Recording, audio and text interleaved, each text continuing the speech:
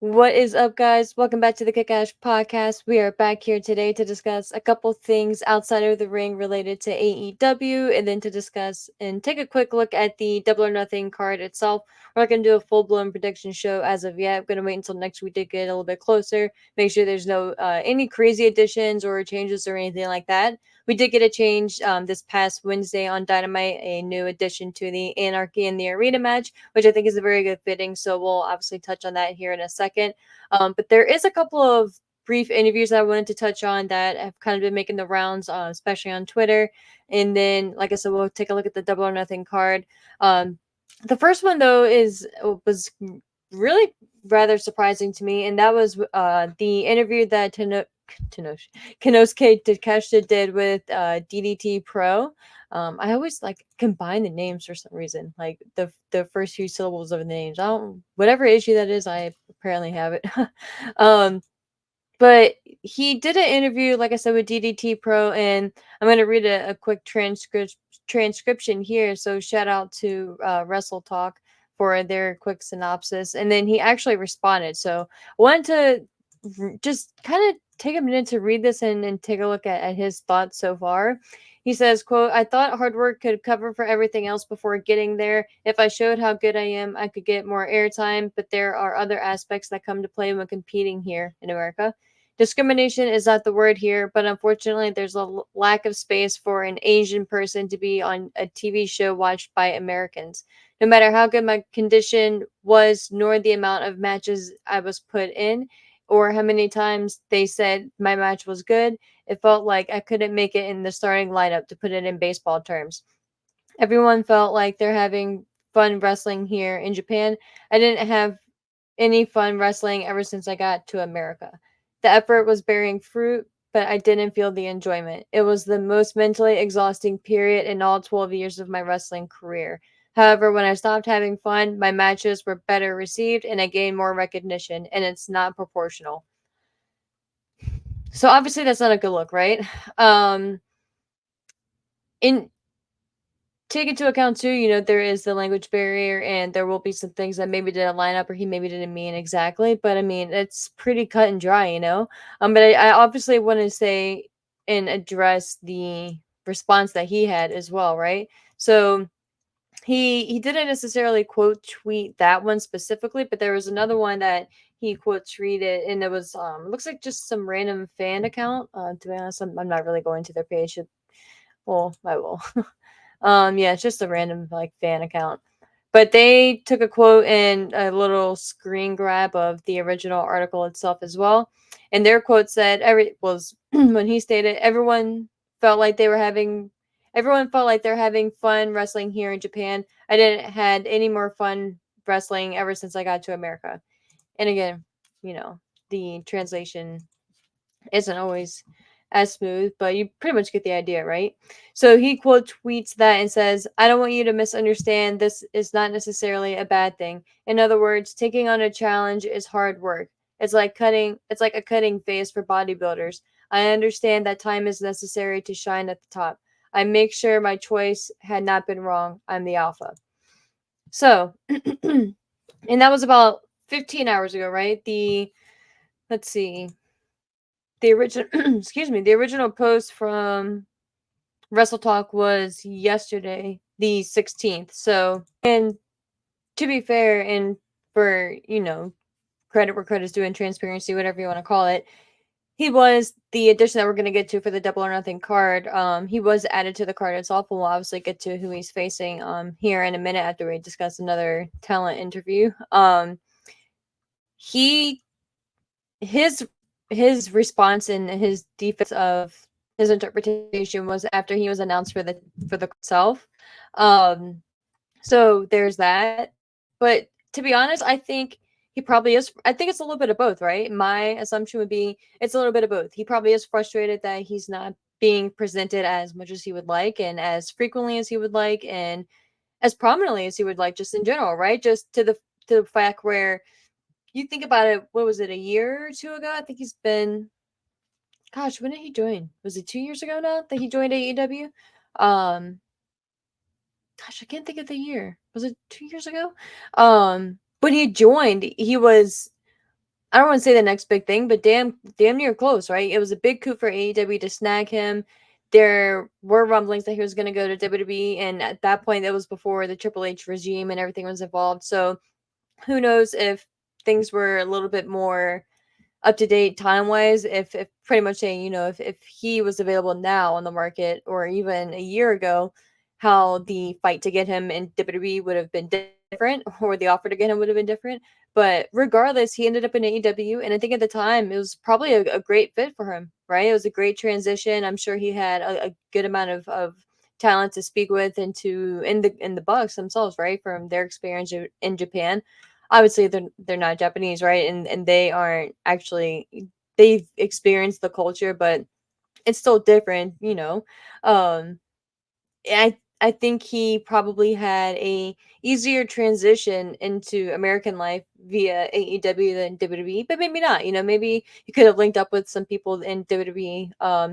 But that kind of is irrelevant to the wrestling side of things, right? When we're talking just about his presentation on screen and the company as a whole, I don't think it's been terrible. Like I don't think it's been um one where you can even say that they necessarily dropped the ball with him, but I think they probably didn't dribble as hard as they could have, right? And they didn't hustle as hard as they could have with him, you know what I mean? And with that possession. So to me, it'd be very interesting to see where he ends up when his contract negotiations are up and if he renews with AEW or if he ventures off elsewhere. Um, whether that's even back to WWE or back to Japan. Um, I kind of think, since he's already made the plunge, if and I'm not even saying there's any speculation that he's due soon, but I'm saying even just whenever it is, like within the next year or so, regardless, when that time does come, it's gonna be very interesting to see if he's kind of like, fuck this place, I'm over, I want to go back home. Or if he's like, you know what, I'm already here, I already made the plunge, I'm gonna stick it out for another 3, 5 years, see how it goes. I'm gonna jump over to WWE, see what I can do from there, see if I can make a name there, and then obviously that'll be even more beneficial for him when he goes back to Japan if he does. Um, but yeah, it's a bummer to see that he isn't having fun anymore, though. I think even with him comparing it to the cutting phase for bodybuilders, I I mean obviously I don't get that right. I'm not a bodybuilder, but I've had some friends who are bodybuilders and they're miserable, right? Like it's the worst time, especially if you're cutting or going through an extreme change like that, or an extreme diet change, or just putting your body through different goals and different tasks and different regimens and different extremes to some points, right? For something that you love, and then for it to not be as rewarding along the way, or even or when you get there, that's got to be so deflating, and with that being said, though, like, thinking back to, like, some of my friends, like, yeah, it sucked, but they still, maybe it wasn't fun in the sense of, like, laugh, enjoyment like that, but it was fun in the sense of a feeling of accomplishment and the feeling of that succeeding in achieving that accomplishment of discipline, right? And that, okay, like I did it, I made a goal, I stuck to it, I did what I needed to do, and here I am. So I don't think that, well, I get he's probably frustrated, and a lot of people are taking this to the far extreme, in my opinion. I don't think it was AEW sucks, or I'm happy, or I'm so unhappy here and all this shit. I think it's probably a little bit of just competitive frustration within himself too, right? I think there's a lot of factors, but I don't think it's a, oh fuck AEW, I wish I never came here type thing. Maybe a little bit is he's frustrated, with the company. But it's, I don't even think necessarily if he would have gone straight to WWE when he first, like, whatever it was, 2 years ago, a year ago, whenever it wasn't a year ago, it had to be at least 2 years ago. That's gonna drive me nuts. But I have so much shit open on my desk right now because I have work stuff open still.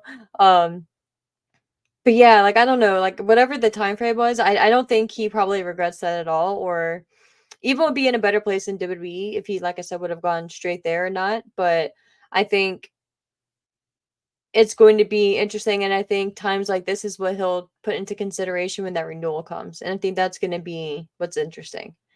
After that, though, the other only other outside the ring thing I wanted to chat about really quick was, speaking of interviews, like I said, Ricky Starks. He's making the rounds, and I love me some Ricky Starks, man. Some absolute. I loved him from the first couple times I saw him on AEW. I heard a little bit about him in NWA, of course. And I think, God, I want to say I heard him on Busted Open Radio a couple years back, a few years back now at this point.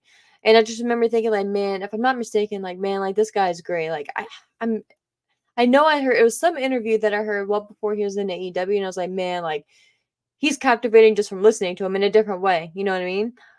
So he was on What Culture Wrestling. So he did and I will say too, if you haven't seen or watched or read anything about the interview, definitely check it out and watch and listen to him if you can watch the video clip of it. I always recommend that because I think mannerisms and tone and shit like that is key. But he goes on to talk about himself being there at WrestleMania 40, and then also, of course, because you know, and I believe he was in a skybox, but he says, dude, I made a joke to Cody. I was like, that video that they caught of me acting like that after I just saw Taker come out, dude, it wasn't because you were winning. It was, oh, it was because Taker coming out, essentially, was his tone there. I was making that joke with him. Bro, it was crazy. It was really cool to witness that because Cody, people make all these jokes about me being Cody's friend and all this stuff, but the reality of it is that I shouldn't feel like I can't talk about a friend that I have. Cody has done more for me behind closed doors and for my family than anyone will ever know. I don't have to explain myself or justify any type of relationship I have with someone. But I will just end it to that to say, beyond this wrestling shit, he's done more for me than I could have ever asked anyone to do, or someone to do, rather. So in return, he will always have my loyalty and respect because that is how me as a person, that is how I operate. So to see that live, to know the things that he went through the year prior, that was really cool to see because as a friend, you should always want to see someone succeed. I was there to see Jade have a WrestleMania match, and I was so floored. Me and Jade were training so hard months prior to doing all that. No one knows that. It's cool because I'm invested as a person outside of wrestling to see these people succeed in what they are working towards, and they would do the same for me. So it was great to be there and to share that with everybody in the box. He just confirms, he goes on to have no problem visiting people and confirming that he was there at the Royal Rumble and how it was odd that someone leaked the video footage backstage, which it is just so fucking petty. But he also references in a interview that he did as well with What Culture, excuse me, some interesting comments on where he's been and kind of what's going on with him and just maybe what his future is. And this transcription I'm going to read here is from CagesideSeeds.com, so shout out to them. I'm not going to read the full thing, but pretty much they reference what he was talking about there with What Culture. Starks was asked about being left off the card for last month's Dynasty pay-per-view and if he'll be on this month's Double or Nothing card, which it's not looking like it. He says, I don't know. I would hope so, but I really don't know. Every time I always predict something to go some way, it doesn't go that way. And it kind of just leaves me being like, well, we'll just figure out and see. I really have no clue. It's just a very interesting time. I feel like it's just a very interesting time, I feel like. I wish that I was on Dynamite or I wish I was on Dynasty. I wish I was on these things. But I think at a certain point, just for my own sanity, I can't go too crazy about it because the proof is in my work and my effort that I've consistently given. When asked about the recurrent injury speculation, just the talk of an industry and the March collision match against Top Flight, where while reiterating that he has no information about why he's not being used. I'm not hurt. Even that night, I specifically stated, hey, I'm not hurt. I was just being cautious about it because at the moment I didn't know what was happening. I wasn't hurt and I was never put on an injury list or anything like that. I have no answers. People ask me all the time. I don't know. I have no clue. This isn't up to me. It does suck, obviously, to not be on TV, but the support of people online and people who send me messages is very, very sweet and endearing and very encouraging. And then he references a rumor. It looks like from Mike Johnson. He says, Mike Johnson from PW Insider, whatever. He didn't say I was hurt, but people alluded to, well, he was there to get cleared. No, bro, I was just there to get my balls checked and do my physical. That's what it was. That's all I was doing. I'm healthy. I'm great. I'm perfectly fine. I shouldn't have any type of questioning. Are you going to Are you really? Bitch, I'm telling you I'm not hurt. I don't know what more you want me to say.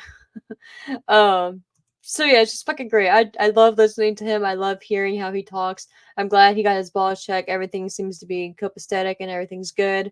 So yeah, that should clear up everything speculatory or speculative with Ricky Starks there. And I think it's just a matter of time. You know, I think he's one that if I had to put money on it, absolutely I would put bets on him jumping over to WWE. It's just I I don't know why they're not using him, and it's just so crazy to me. Like he was one of those from the early start, man. Like him and Eddie Kingston back in those early like pandemic days of Dynamite. I was like, man, like these two guys, like I'm so happy they're in AEW because I'm gonna get to see them on TV all the time. And you would think with all the show and the airtime that AEW specifically has, that someone like a Ricky Starks would be able to get some airtime and be able to have something consistent. So it's just frustrating for me. I can only imagine how it is for him. At least he seems to be keeping good spirits, you know, for the most part. But I know it's got to be frustrating. But with that being said, we're going to move over to the updated official Double or Nothing card. Again, like I said, this is not a full prediction show. We're going to do that next week. But I wanted to at least give a quick rundown with the new match that was added on, like we were discussing earlier when we were talking about Takeshita.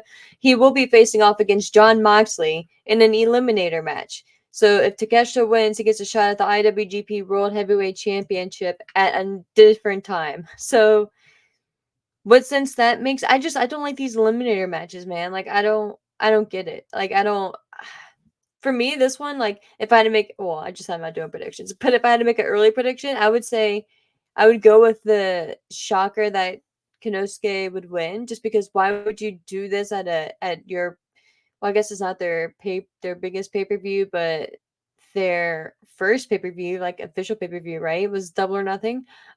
So in that regard, they're one of their biggest pay per views. I just don't know why you would, especially with him being so vocal now at this point. And again, like I said, I don't think it's anything directly derogatory, but he's definitely not over there on Rainbow City. You know what I mean?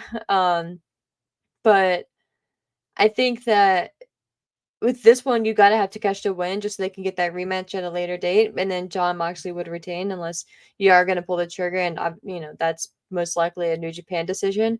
Um, but yeah, like I like this is gonna be a kick-ass match. Like obviously, don't get me wrong, but why an eliminator match? Like those, I just can't stand them. We have the AEW TBS Championship. Willow Nightingale facing off against Mercedes Moné.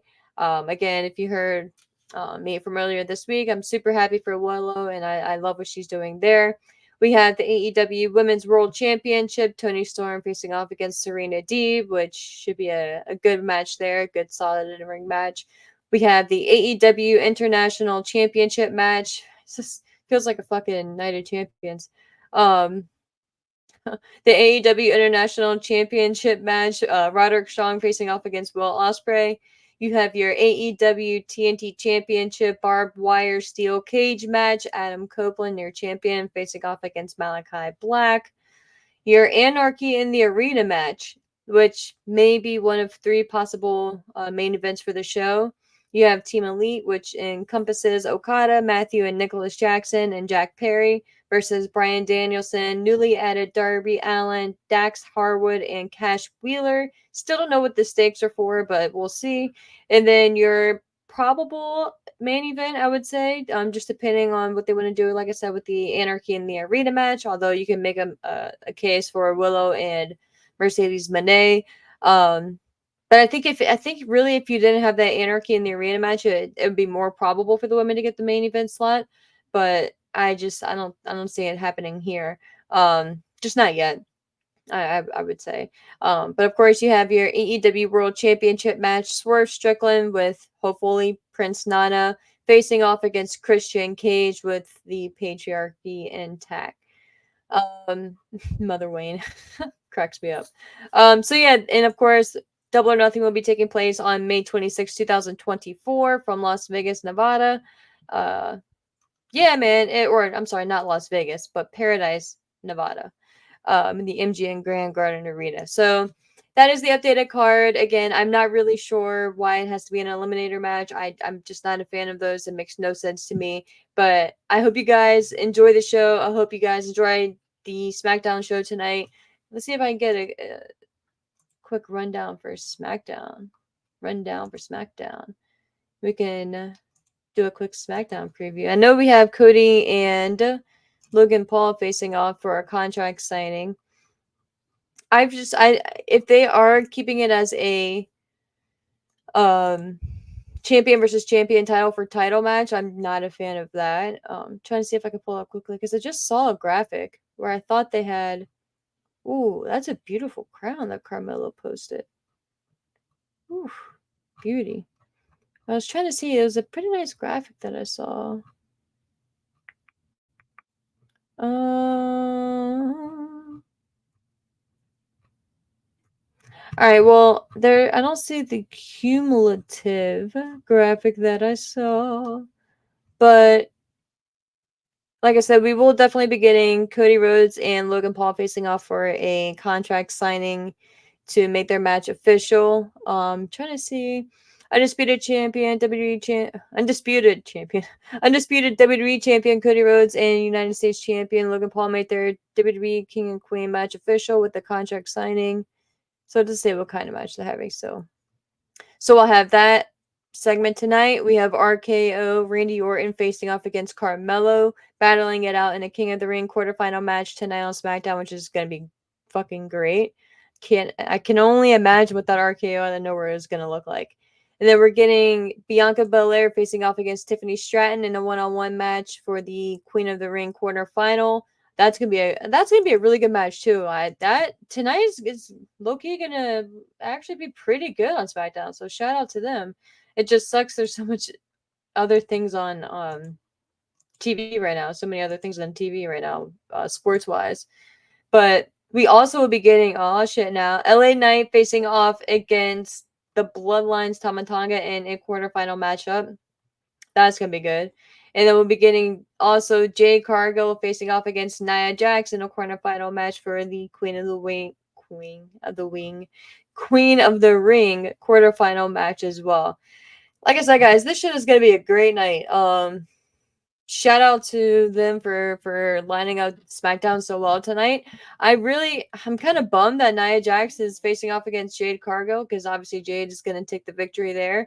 And I'd really like to see Nia win. I'd really love to see a Queen Nia. And it is what it is at this point, but you guys know, if you've listened to me before, you know my love for Nia Jax. And I think that she should at least get something to hold her hat on. Yeah, she's been champion and shit like that in the past, but something more recent, and something more current to kind of showcase and give her props for what she's been doing. But tonight, like I said, SmackDown is going to be loaded, so if you are available and at home and not watching basketball, check it out. Yeah, I wish they had a little bit more information on the match with Cody and Logan, but hopefully we'll find out tonight. But again, guys, thank you so much for checking out the show. I really appreciate it. We will be probably doing another show within the next few days. I'm not. This week is gonna be pretty busy, and next week I'm not gonna be off from the evening job. So we'll have to get back to normal life in that regard. But as always, thank you guys so much for checking out the show. Follow me on Twitter at ASHMANNS. You can follow the show's Twitter page at _. And thank you guys again for checking out the show here, whether you're doing it on YouTube or if you're listening on Apple or Spotify. I really appreciate it. And with that being said, just have a great night, guys, and enjoy some wrestling. Take care.